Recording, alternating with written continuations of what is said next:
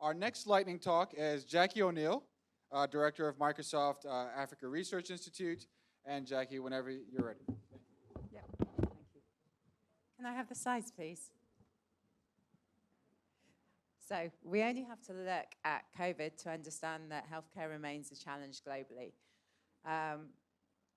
Whilst we have amazing advances like vaccinations coming out incredibly quickly, new vaccines coming out incredibly quickly, incredible advances in cancer treatment, at the same time, every day people die of preventable and treatable diseases. This is much worse, of course, in low and middle income countries where the healthcare professional-patient relationship is very low. There's loads of examples of where technology is being used in really cool, high-tech ways for diagnosis, for disease tracking. But in this presentation, I'm going to take another track and examine how we can use technology to support low-cost mobile phone-based interventions, which are widely used in the global south.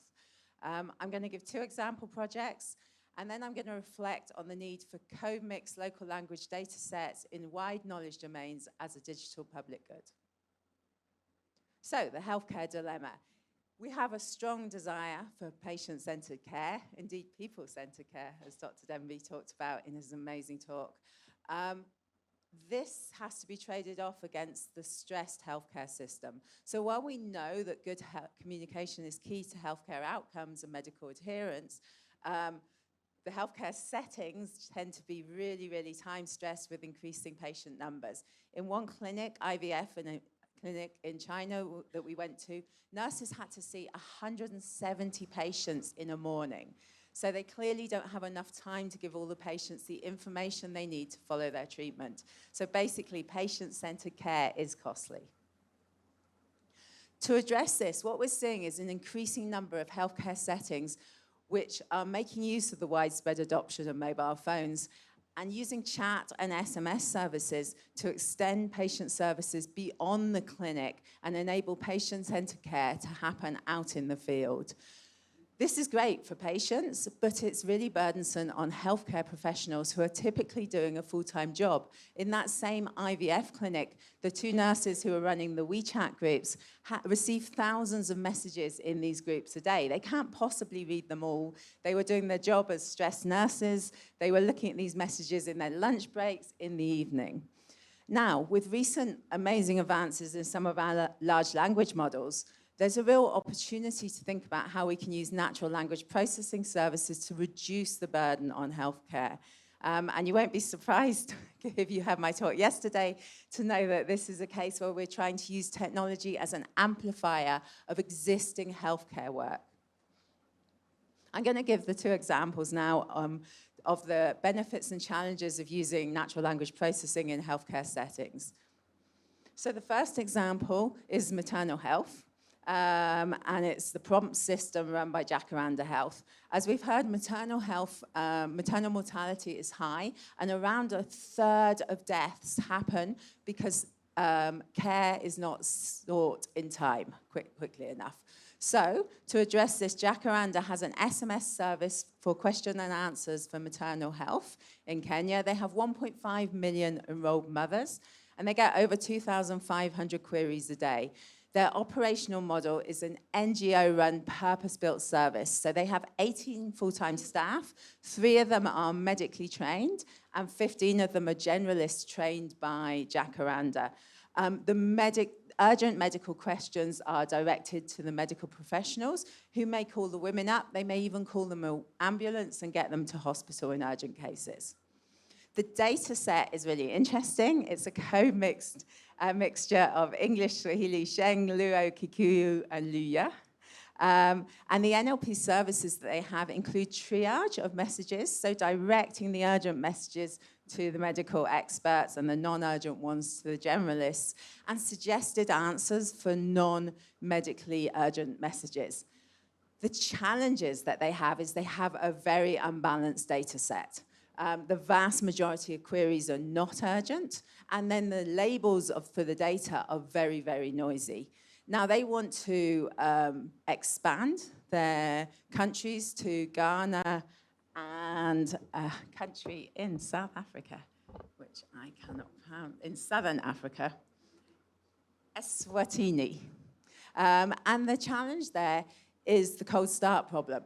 They don't have any data in the local languages for those countries, so how can they use their existing data set to bootstrap this new technology, given they have low resources for creating labeled data? And also, are there going to be new issues? Obviously, there's malaria in West Africa that might be affecting the mothers that is not in their current data set. The second project is a research project. So this is where Dr. Keshet Ronen's team from the University of Washington Global Health Department set up WhatsApp groups for young people living with HIV in informal settlements in Nairobi. There were 2 groups, 36 participants and a moderator that went on for 6 months.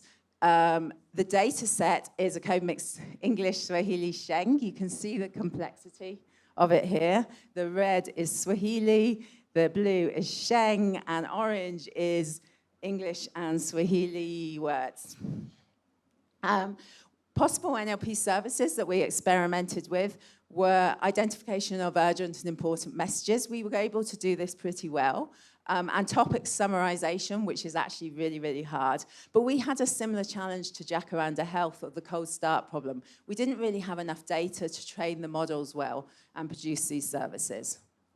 So I hope that you can see the benefit of these services. They have a real opportunity, but they're really difficult.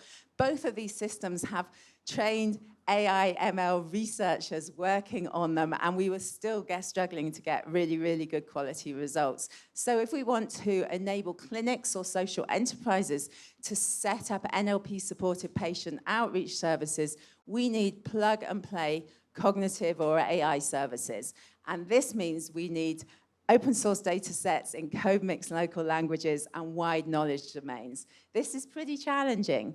Collecting enough data, both labeled and unlabeled, is challenging. Some initiatives like Project Carrier, which came out of Microsoft and is now a social enterprise, is a smartphone app for paid digital work in rural communities, and it supports a variety of language work, including collecting speech and text data. And it can be used even where there's no internet access in the rural communities. So that's one place, but there's also managing data confidentiality and privacy, and we talked a bit about this yesterday: data sovereignty, data privacy, federated learning. So I hope that I'm out of time, but I hope that I've convinced you that there's real opportunities for NLP services, but we have a lot of challenges. And just really quickly to sum up is, you'll see that I'm not proposing a fancy chatbot which is going to answer all your questions and get rid of those pesky and expensive medical professionals, the doctors and the nurses. I'm proposing systems which will support those doctors and nurses and enable them to scale up their work. Thank you.